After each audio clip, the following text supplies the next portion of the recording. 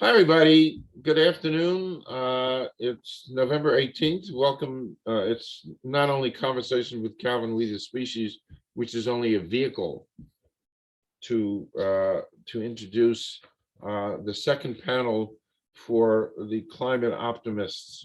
This is a group that came together a few months ago. We all share the same values and worries and concerns about climate change.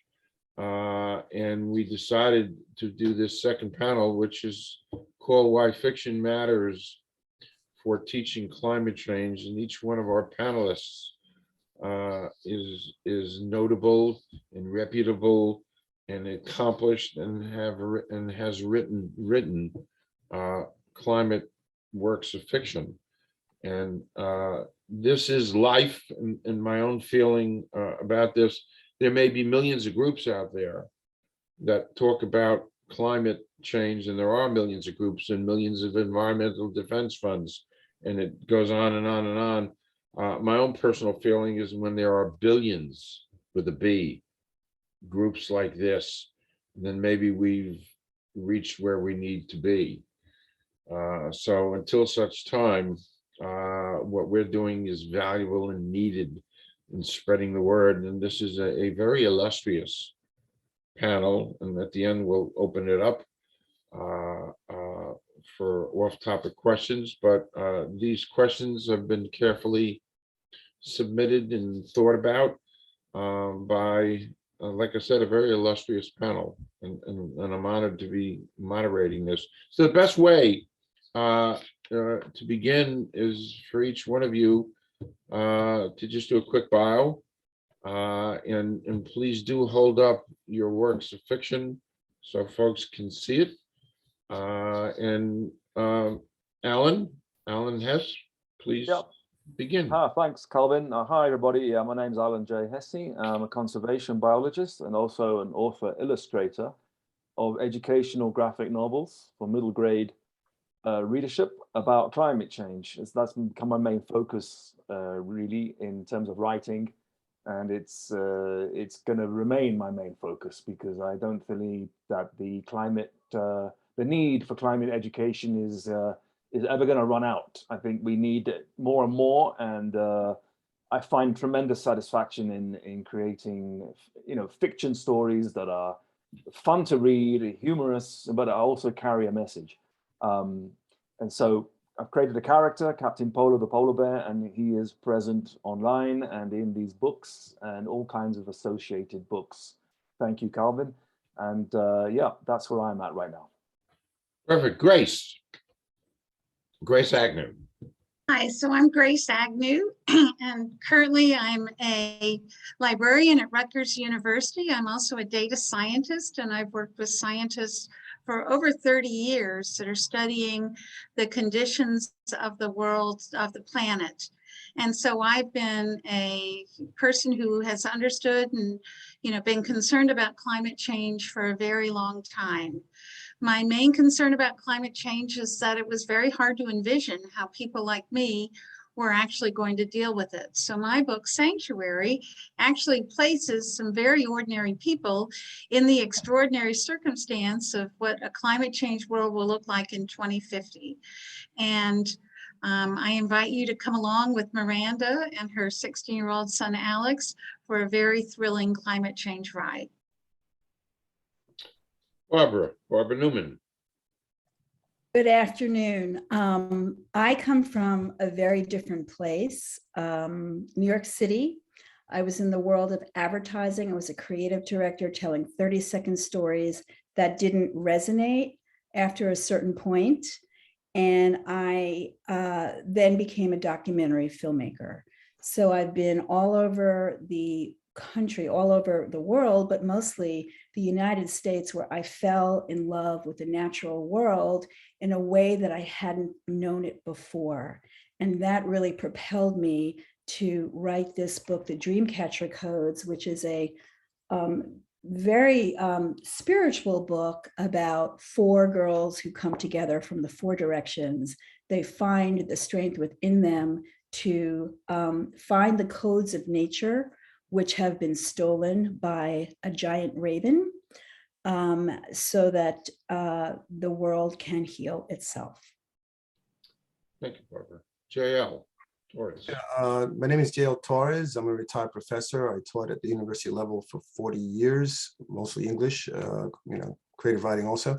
But I'm a writer, I'm a poet and critic, and I'm a person who's very much concerned about the climate crisis that we're all experiencing. And even though I'm a literary fiction writer, that's to say I'm not a genre writer, I do try to incorporate, issues that have to do with climate change in my writing. Like, for instance, my new book, which is Migrations, is a collection of short stories, and several of the stories and somehow deal with the crisis that we're going through, because I write a lot about the Puerto Rican experience, and Puerto Rico certainly has been experiencing, real problems because of climate change. So even though I will write different topics, I'm always trying to find ways, because I am really concerned about this issue. And I think that writing lends itself to exploring these issues in ways that, that science can, for instance. So that's okay. I just want to quickly have Guytano and Wajid introduce themselves. They're going to kind of jump in when the panel is done. So Wajid, can you hear me? I don't know if you can. I'm going to sit. Guytano? Yeah, hi Wajid. Jump in. Hi, Wajid. Yeah, it's great to be listening in to this this panel today, and I think the information that's going to be resonated will definitely be thought-provoking, regarding using fiction in climate change. So it's good to be here listening in, and I was part of the first panel, which proved very popular to a lot of people. So looking forward to this panel. Thank you. Thanks, Wajid. Gaetano, LARDIERI. Hello, everyone. Gaetano LARDIERI from Newark, New Jersey, United States. So I'm not an author yet, maybe someday, and I'm happy to be here amongst these illustrious authors. So I'm on more the hemp and the cannabis side, and looking to see how those two areas can actually improve on climate change. So thank you for inviting me, Calvin. Thank you. By the way, I'm listening to you all. It occurred to me, it didn't occur to me, but 3 nights ago, I finished my second novel. And I was able. Congratulations. Thank you. Yeah. I finished it. I'm doing my little editing, and then it goes off to New York for an editor who's part of this group. I have to shut my phone off. Pardon that. But anyway, I did manage at the ending to throw in some dystopian thoughts about climate change, in part inspired by my being part of this group. Good. I threw in some commentary. I thought it was powerful. But anyway, so what we'll do, we all submitted a question. Can I just say one thing before we get going? Yes. I want to put a plug in for Calvin's first novel, Bushy Water, which I read about 3 years ago, and I need to give you an Amazon review, but it's a really good book. It mentions, it opens very dramatically with a murder, basically, and goes uphill from there, actually. It's a very deep, interesting book. One of the characters is a Rutgers alum, and we added it to Rutgers Special Collections. So it is permanently enshrined in the Rutgers Special Collections. Thank you. And this second novel has quite a bit of Rutgers to do as well. Good. We'll talk to Sonia about getting that one. Yes. Yeah. So what we'll do, thank you, Grace. Thank you. So what we'll do is we had put together 5 questions, and in each one of the panelists here picked 3 questions that they particularly wanted to answer. So we'll just go kind of down the line. And then there are a couple of folks who sent some personal questions in, which we'll include. So I'm going to read question number 1 for the panel, and those who chose that. So question number one is, what about the natural world? And remember again, the topic here, why fiction matters for teaching climate change. So what about the natural world inspires you to take a stand? And Barbara, you had selected that. So take it away. What is it about the natural world that inspired me to take a stand is, how can you not? How can you not protect something that you are a part of? We are not separate from the earth. She is not separate from us. So if we hurt her, we're also hurting ourselves. So that's one place. I also would say that, you fall in love with a tree, you fall in love with the ocean, you fall in love with the elements, you fall in love with a flower, the sacred geometry of a zinnia. When you see the world through those eyes, wondrous eyes, magical eyes, and really see the magnificent part of what we are all a part of, how do you not take a stand for that? Of course, I have my children and my future grandchildren, I hope. I want to take a stand for them as well. Okay. Thank you, Barbara. Question, and again, everybody picked different questions. So question number 2 was, what can fiction add to climate conversation? And Grace, you had picked that. So your comments on that. So what can fiction add to climate conversation? There's actually been quite a bit of conversation among scientists who look at the data, and the data is pretty alarming, and the numbers are fairly significant, and the amount of coastline we're going to lose and the people that might die of starvation, the numbers are tremendous and huge.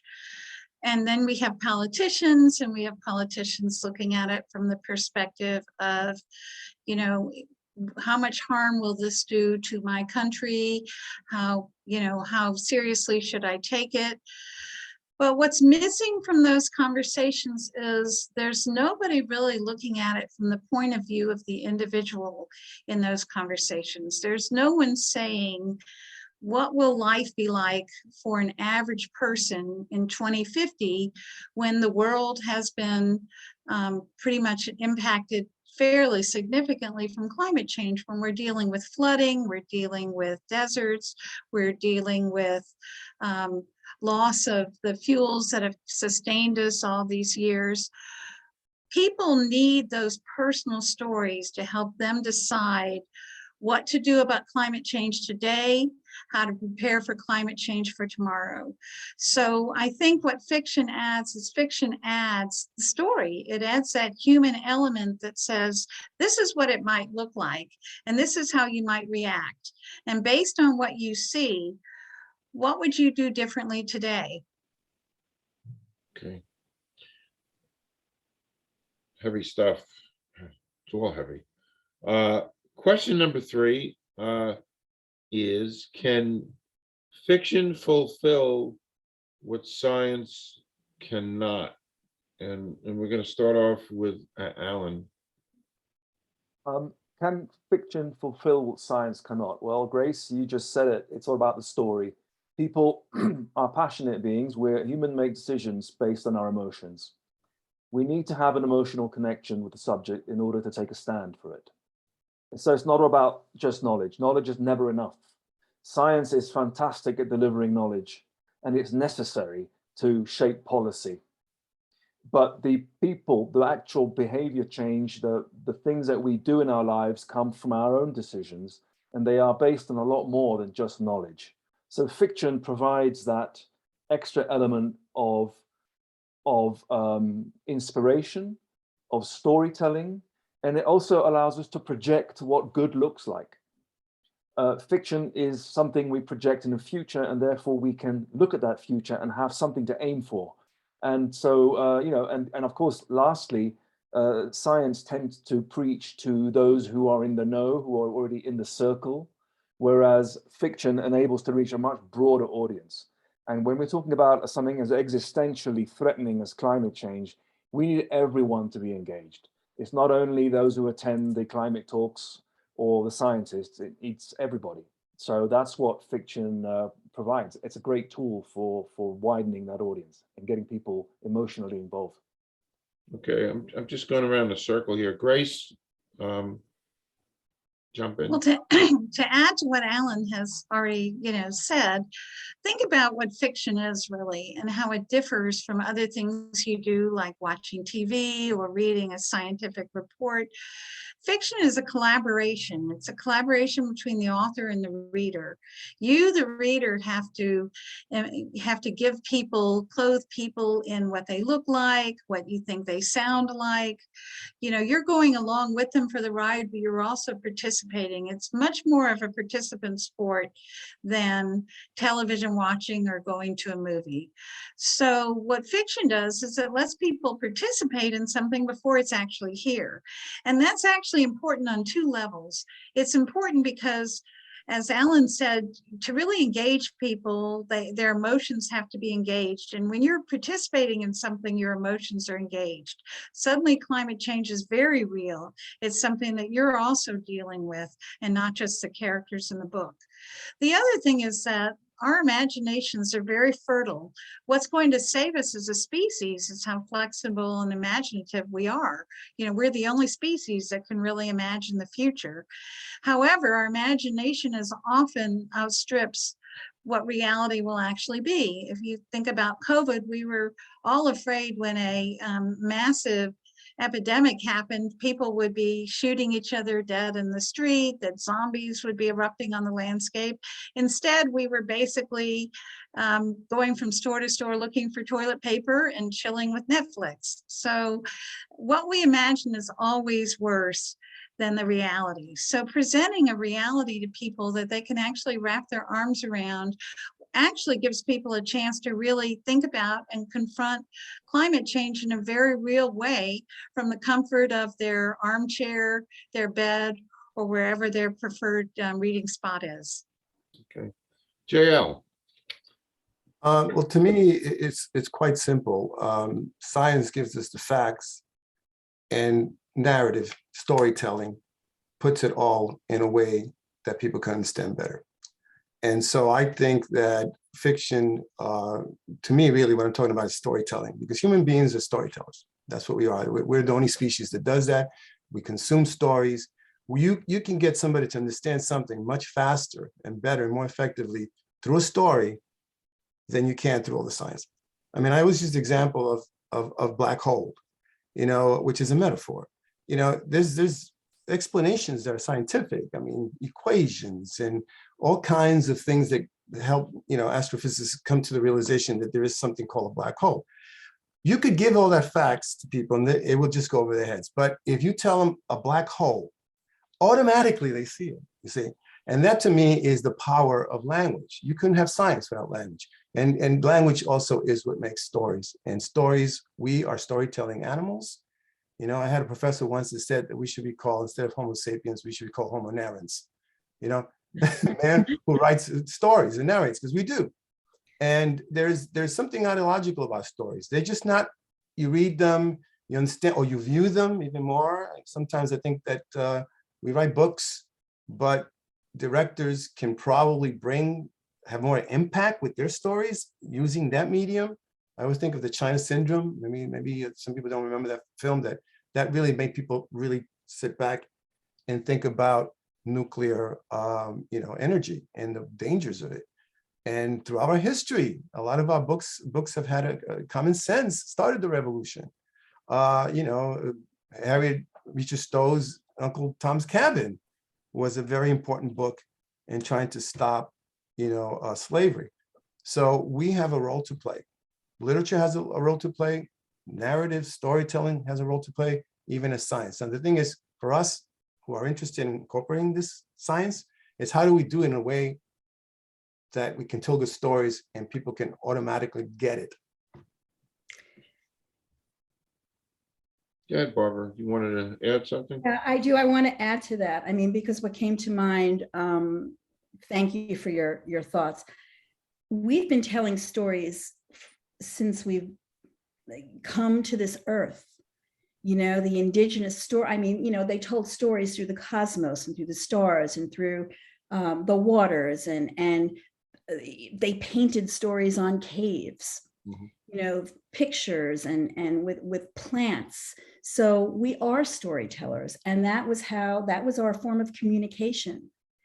And they told stories of weather, they told stories of antelope, they told stories of herds of animals and people and war and all of that. So I think that humans are wired for that.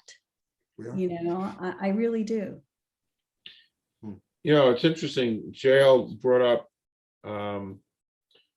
that the China syndrome. And I don't remember the exact chronology of that, but I know Michael Douglas and Jane Fonda were in the movie, and then this, I don't remember what came first. Was it 3 Mile Island? That's a good question. It's a great question. I think 3 Mile Island was before the China syndrome. Yes. Okay. Yes, I think so. Okay, because they're but I think people instantly recognized, the stakes of the climate of the China syndrome because they remembered 3 Mile Island. Right. Yeah, interesting. Moving along, because we're being expeditious. Moving along, the question number 4 is: can we really afford to dwell on fiction in this urgent time? Alan? Yeah, can we afford to dwell on fiction? This is often the question that comes up with the climate activism movement. They tend to focus on action and demanding action from policymakers, and they're right. We do need action. But I've always thought that the two are not mutually exclusive. We have to have action, and we can totally have fiction and storytelling and entertainment on the side, as well as education. These are all complementary to each other. And the thing is that fiction triggers the imagination and the creativity. And humans, apart from being storytellers, we are problem solvers. And we've always solved our problems with creativity. So the fiction is actually a tool, I believe. It allows, as I said earlier, it allows us to imagine a future. And it allows us to play with our imagination and creativity and to solve the problem that is climate change today. And also, there's this whole thing about entertainment. I believe a lot in entertainment as a powerful force, because entertainment relieves anxiety. It facilitates a better mental balance. And these are frightening times, especially for Generation Z, who are looking at a future that is uncertain. There's a lot of climate anxiety. There's now a new buzzword. There are podcasts about climate anxiety now. I'm actually going to talk on one in a couple of days. And so mental health is an issue here. And fiction is, because it's entertainment, it's just another tool in your toolbox to deal and address with mental health issues like anxiety. Because entertainment has a very important role in this. So absolutely, we can afford to dwell on fiction, but at the same time, we're doing action. They are complementary. Yeah. Can I just add to that? Because the idea that somehow writing books about this is not action. That is action. It is action. It's a different kind of action. It's a lot of work. It is a lot of work. It is an act of putting a book together, right? Thank you, JL, for pointing that out. Yeah, you know what I mean? So I'm a person that deals with words, as all of us are, So, the phrasing there, somebody says something, well, can we afford, because, we have to take action, but we're all taking action. It's just different fronts, like you said, Alan. It's just, this is one other way to add to the action that we're taking, whether it's marching, whether it's, whatever it is, or just in our lifestyle and changing out the way we buy things. And let's not forget that Shakespeare said that the pen is more powerful than the sword. Right. He did. And I also want to say, I think we have one of the trickier jobs, because we're actually, there's a lot of science underlying all of our books. And in Barbara's book, which I read, there's a lot of mythology as well.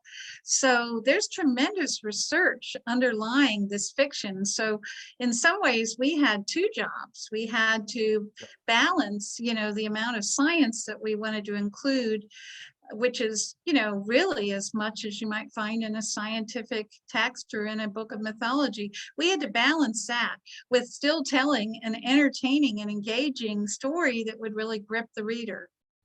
Right. You know, my book has a lot of science, and as you pointed out, Grace, I did a lot of research. I learned so much, which helps me move forward in the world and in how I view climate change, climate action, climate anxiety, which I don't have. I have climate optimism. And I feel that fiction inspires action. It does bring us into our, you know, for my book, it pulls us into our heroism and our strength and our purpose. If we can find a purpose, if my readers can say, oh, wow, you mean I can maybe join Roots and Shoots? I can look up Jane Goodall's Organization for Youth Leadership, or I can join another young person's, I can be part of something that can really make a difference. And that was one of my hopes for my book, is to inspire young readers to know that they can make a difference. And they're not alone. And they're really not alone. So I agree with what, you know, everything that everybody has said here is so good. I don't know how much I can add. I know you'll cut that out. It's been quite a journey for me as a writer, and this is my debut book. I've written many things before, but this has inspired me. So if it inspires me, I'm really hoping that it inspires others. And I don't think that, I think it is the time for fiction. Look at Avatar. You know, look at what that movie did for so many. It really opened the eyes. It was so imaginative and extraordinary and magical and beautiful. And I think that we need also, you know, mental health wise, we need a balance. We can't just be in the darkness all the time. We need light, and we need to spread our light and our optimism so that the activism does not feel so heavy. Yeah, just one quick thing. I think, Barbara, you're right. You know, why do people read? They read because they want to identify with characters. And that's really what moves them. You know, you cannot identify with science per se. I mean, science is this thing that, you know, is important, but, you know, facts, evidence that we all have researched, and it's daunting sometimes, but it's the characters in our books that people go, wow, and that inspires people, right? So I agree with you. I think it's all about the human connection, right? We create these characters. You know, Hemingway said, "All right, characters are right people." And it's so interesting because you talk about that, you know, the characters. I mean, we have plant diversity and animal diversity. I mean, we're all about diversity. So in my book, I wanted my characters to be diverse. I wanted to build cultural bridges and hope and unity, so that we do feel that we are all part of the same thing. We are all in this together. And I think I think that inspires people. Yeah. So I anyway, once, when I was researching my first comic book, the climate change comic, I talked to a climate finance expert from, I think he was from Bangladesh, doing my research by talking to subject matter experts. And I was covering Bangladesh in my book, and I was talking to someone from there who was also a climate expert. And he said, don't forget, children everywhere are the same. Children want to have fun. Children want to hang out with their friends. Children want to play.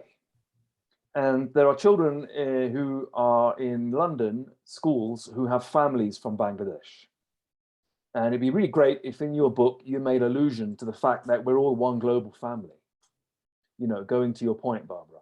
And I made sure I did that. And it's building those bridges between cultures and between, you know, there are people who are immigrants, but we're all one global family. And there are people who may live in New York City, but whose families are from you know, a South Sea island inundated by the waves. And the fact that they've never seen that island because their grandfather emigrated, you know, 50 years ago, doesn't mean they're not connected to that island.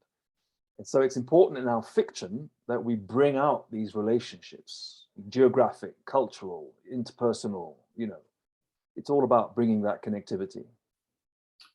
I would agree with that. I also want to pick up on something Barbara said about being a climate optimist. When I was first introduced to climate change and how dreadful it was going to be, I was looking for fiction books that gave me some sense of this is survivable, there is hope. And frankly, most of the fiction that I could find, while very well written, was extremely dystopian. And, I think, for example, of Pakalupi, I'm probably mispronouncing his name, The Wind-Up Girl. There's not any real hope of a better future in that book, in Cormac McCarthy's The Road, even in something like The Hunger Games.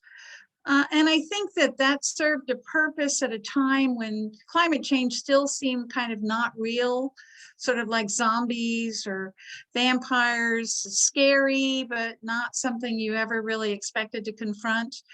I think that times are changing now. We're seeing people that we know having to flee the fires of California. We're knowing people who've been flooded out of their homes. We're perhaps dreading that for ourselves. We're seeing the consequences now in a very real way of climate change.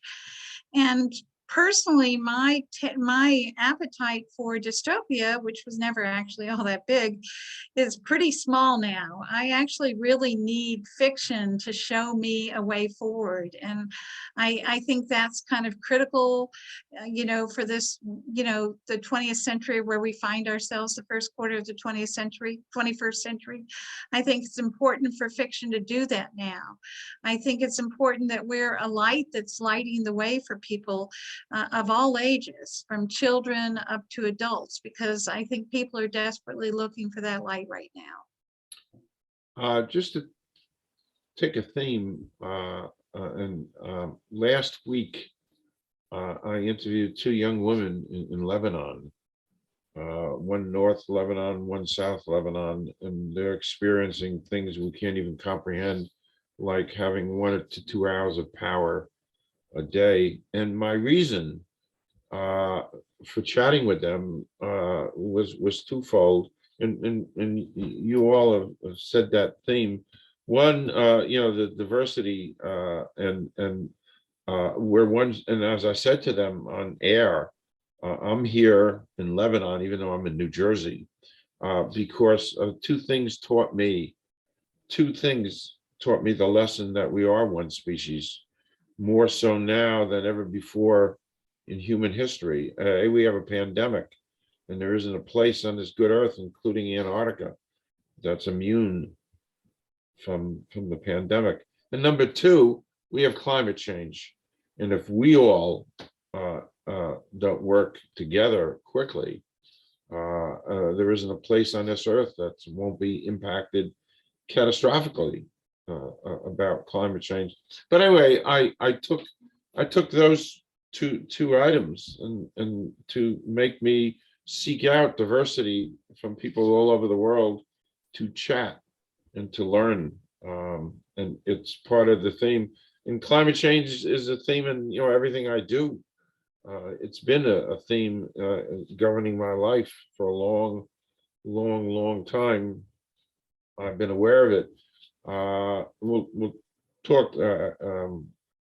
Let's jump into question number 5. Before we do that, though, Yes. Cal, I just want to call attention to the fact that the epidemic and climate change are not two different things. The epidemic is actually one of the consequences of climate change. And in fact, regardless of where how the epidemic actually got started, it did originate with species that were safely buried in the rainforest, but then we encroached on the rainforest and started roughly pulling those species out of the rainforest to sell them in meat markets and things like that. So one of the ways epidemics are going to start invading us with regularity are from animals that were in environments where it was a harmless virus, and this virus is now being introduced to environments that have no protections from it, like our countries.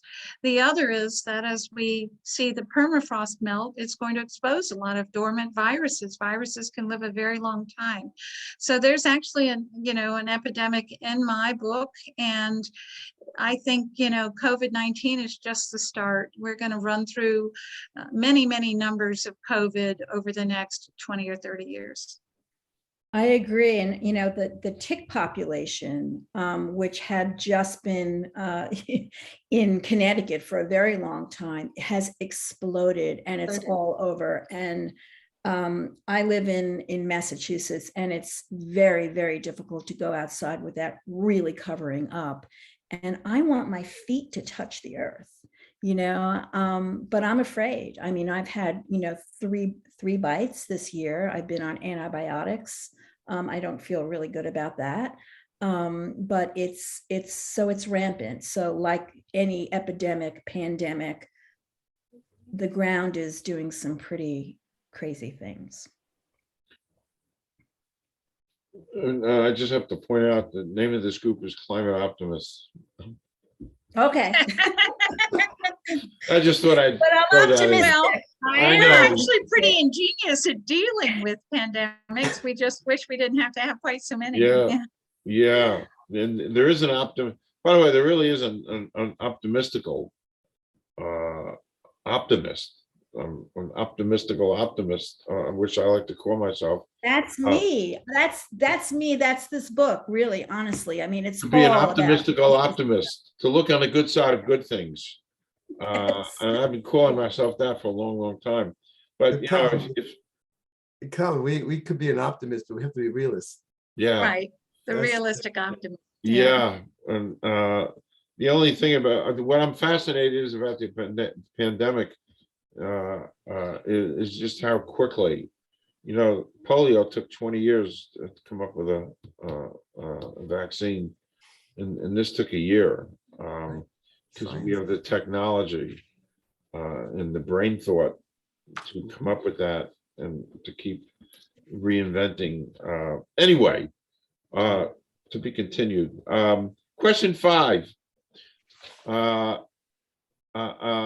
And that's actually was submitted, I think, by a 20-year-old Dakota Verico, who joined us when we were contemplating this. So the question is, I am 20 years old. Can I think about family and a career?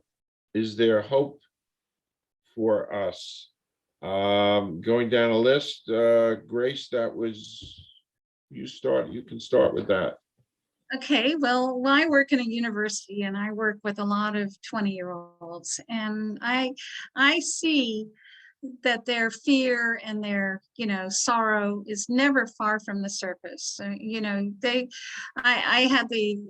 was passing out leaflets for some activity, some conservation activity or environmental activity, right after a Rutgers football game where Rutgers had won, which is not often a common occurrence, and Right. Students were celebrating. They had painted their faces with the Rutgers color red. They were laughing and having a good time, and I handed a girl the flyer and said, when you have a chance, would you read this and maybe join us at this march? And she looked at it. She actually stopped and looked at it.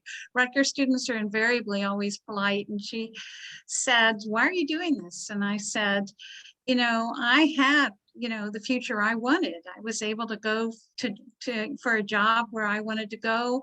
I've built a really good life. I want you to have the same. And she teared up instantly. She went from laughing and, with a beer in hand to tearing up. The fear is there, and it's never far from the surface.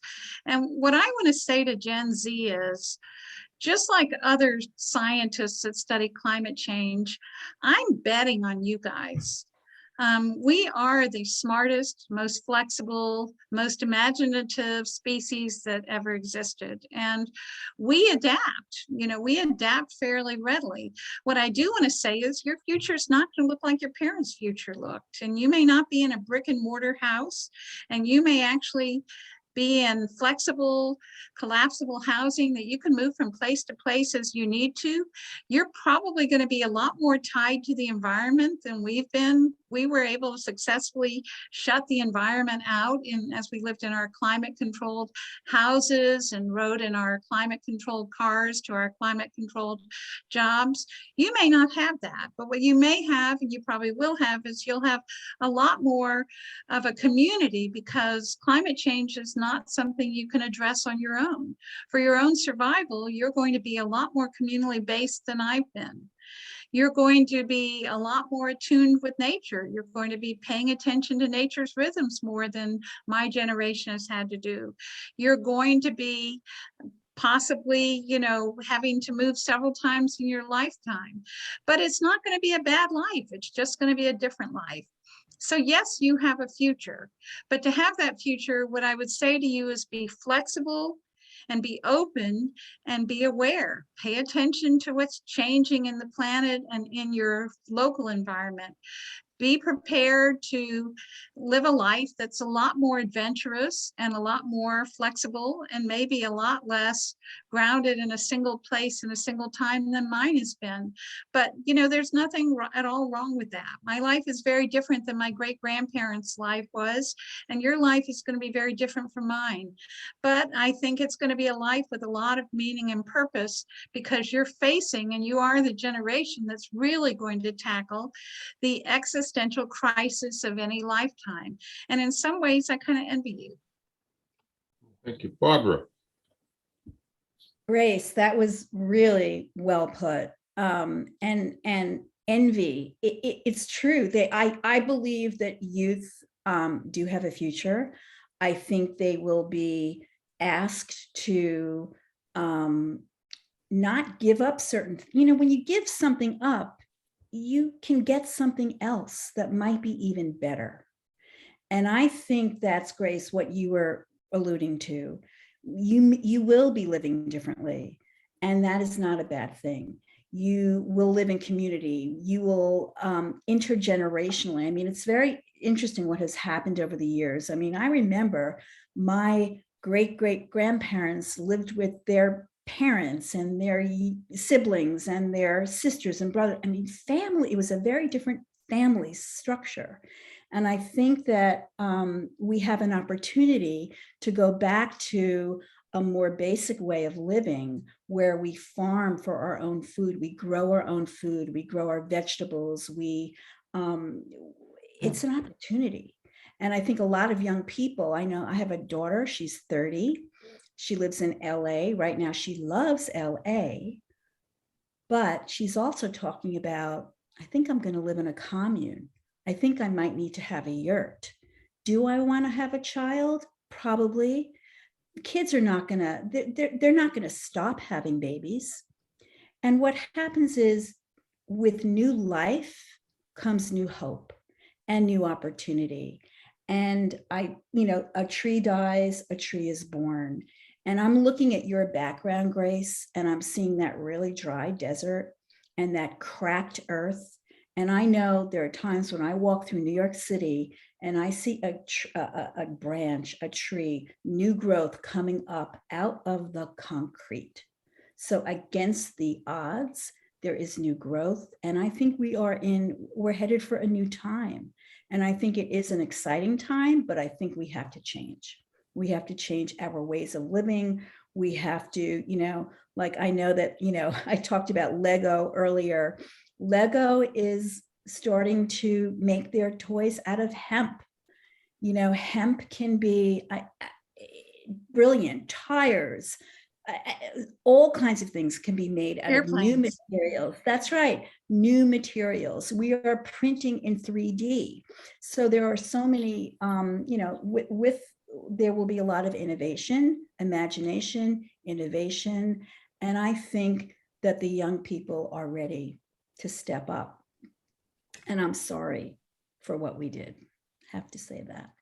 I have to mention my background. That actually kind of represents the Dust Bowl. And the Dust Bowl is actually an environment that we know how to heal. We actually are pretty good at turning dust into soil. And people are transforming deserts even as we speak. And that's a growing innovation. And what's really heartening to me is if you want to study agriculture in a university, you're going to be studying sustainable agriculture. The factory farm agriculture that used to be taught 10, 15 years ago, that's seldom, if ever, taught in a university anymore. So the next generation of farmers are going to be those people that you're talking about, Barbara. And how can you not be optimistic when you see the way universities are transforming and the way independent farmers are transforming the way we grow and harvest our food? JL.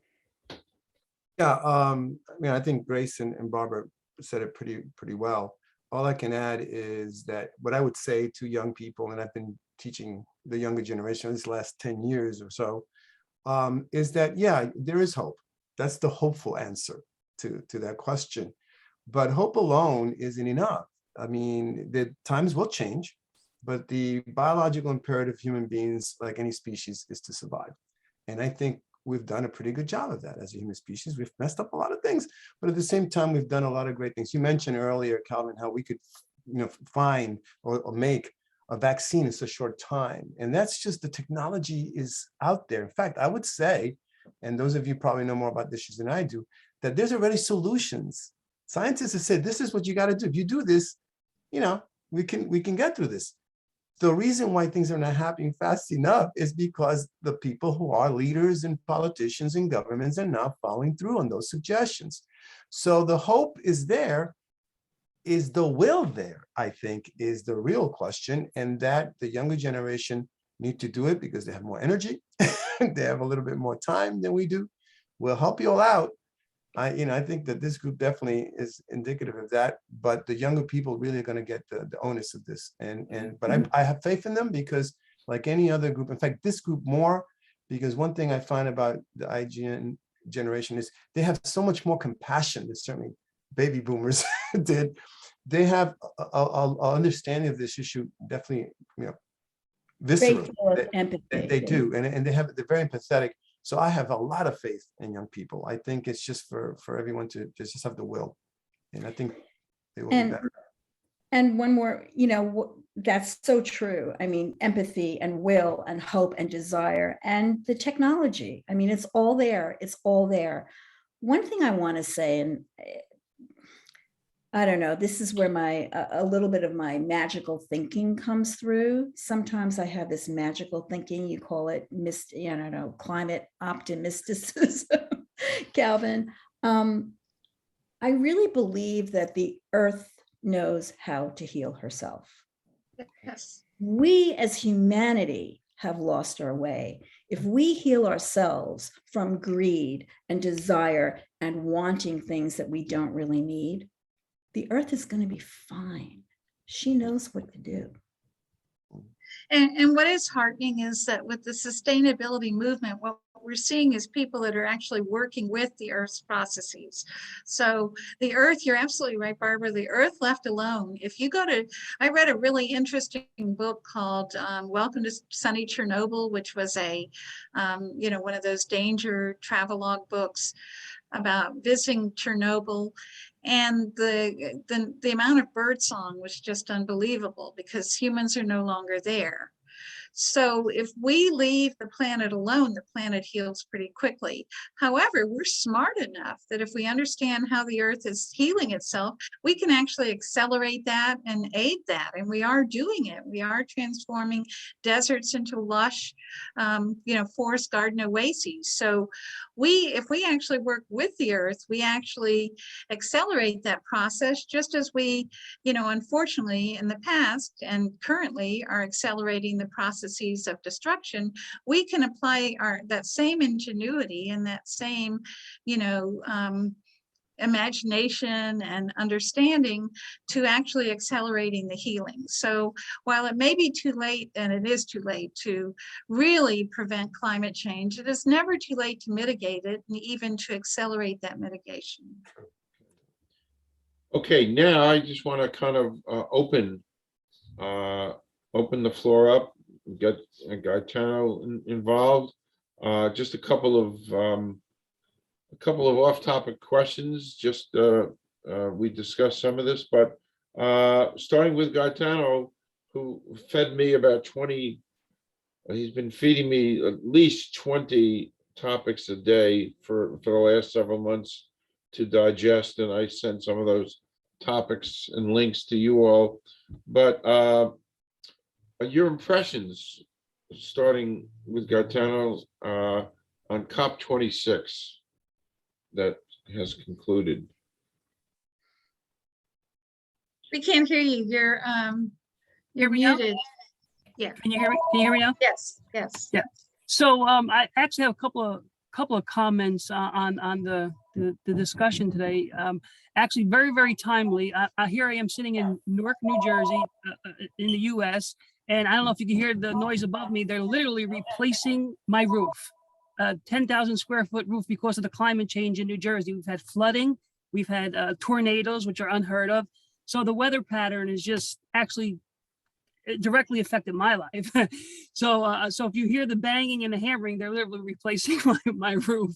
So and actually, you know, as we were talking, the 3 Mile Island incident happened March 28th, 1979, and the China Syndrome movie with Michael Douglas and Jane Fonda, March 16th, 1979. So Wow. someone had some forethought there. You know, it was very interesting. Yeah. So, and in regards to the topic, and you know, science and data give us a snapshot of the now, right? And the now picture is pretty bleak, right? So, and I think what fiction does, which I learned today from the esteemed panelist and novelist here, is the fiction can give us a snapshot of what the future could be.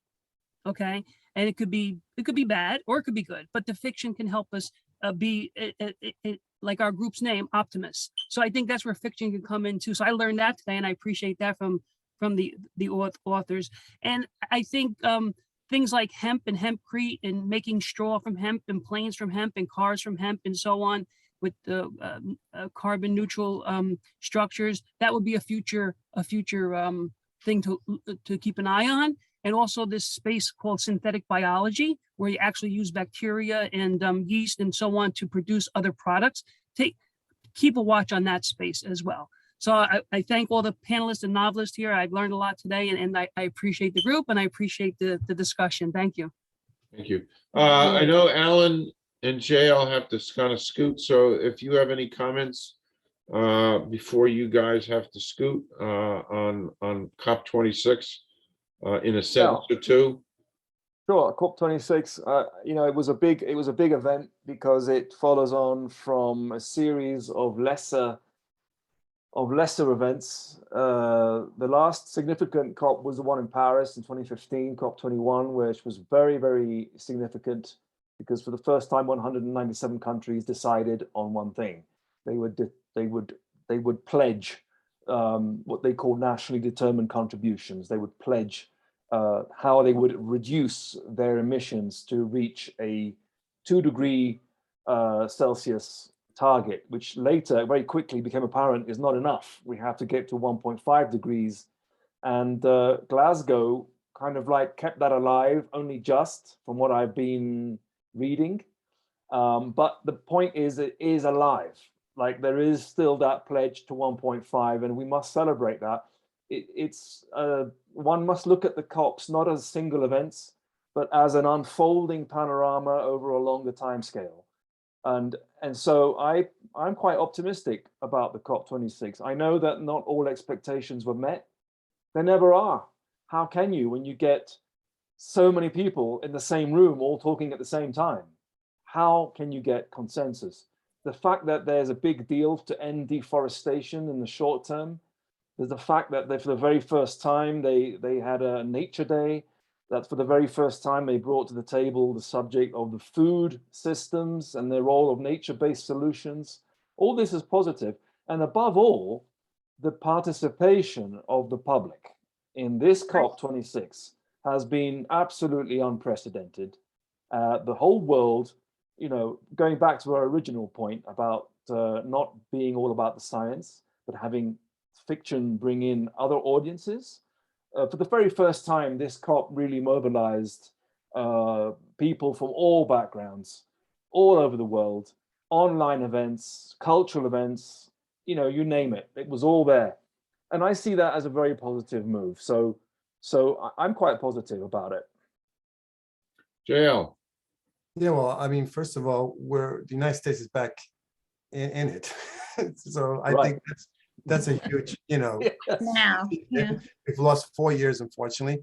But that I agree with Alan. I think I got to be positive because finally we're getting inch by inch, we're moving a little bit forward. So that's a good thing. But I'm also disappointed because as this is going on, this administration just sold a bunch of crude oil, to the Middle East. So this is what I'm saying. This inconsistency in the political realm that upsets me. I mean. But I'm happy at least that it went through, and yeah, definitely more participation. Anytime you're putting a spotlight on this issue in any way, in any form, it's good. I'm just going to echo that and say that I agree with you, both of you. I agree with you, JL, that, talk is cheap. And, what people are, we didn't meet our targets from the Paris Accord. So I don't know that we'll meet any targets that we set here. But at the same time, what I did appreciate is it was a lot more holistic. They talked in a much more far-ranging way. And they didn't just talk about carbon offsets, but they talked about a lot of different things, including, sustainable agricultural practices. So it just showed a lot more knowledge and awareness of the tools at our disposal for combating climate change, and also how complex climate change is. And, getting nuance and complexity from politicians in at any level is impressive to me. And I think, that COP accomplished that. Barbara? I thought it was, I kept on going back and forth. I thought COP was positive in that it brought in people from all walks of life and all age groups, and all peoples were represented. And that to me was a first. So that was very, very positive. So the people want it, but the politics don't necessarily follow through. And I think, Grace, that's what you're talking about in JL too.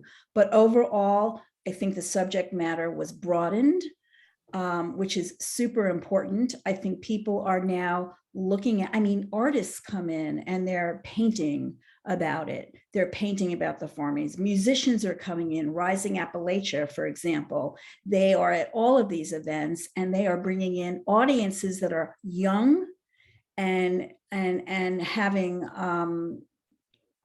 it's just more it feels like it's influencing more people. And more I think consequential now. Yeah. Exactly. I use the famous line from the movie Ghost. I say ditto to everything I've heard, and this is just a great way. And I agree with every one of you. And Alan, you're very eloquent about COP26. It's only positive, and it's heading in the right direction. And this is just a good way to do a Hollywood wrap. And wrap this, because we could go on and on and on, and we will at another time and date and rekindle this group. But anyway, I want to wish everybody a happy Thanksgiving, which is very appropriate. A happy and a healthy and a wonderful Thanksgiving.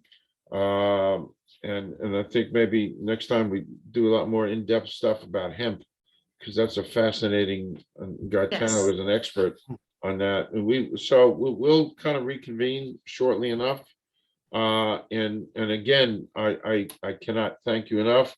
We'll all be promoting this and working on this and doing our thing. And I thank you all for your time and your passion and your energy. And we do have a lot of work to do. So take a week off. Eat the tryptophan. I don't know if you do that down in Ecuador, but just everybody be well, and we will reconvene. And thank you. Thank you, Calvin. Thanks, everybody. Thank Thanks, you, everybody. Calvin. Thank Yes, you. thanks. Grateful to be here. Right, good to see Bye-bye. everybody. Yeah, Okay. always good to talk to All everybody. right, we'll be back. That's Arnold Schwarzenegger. We'll be back.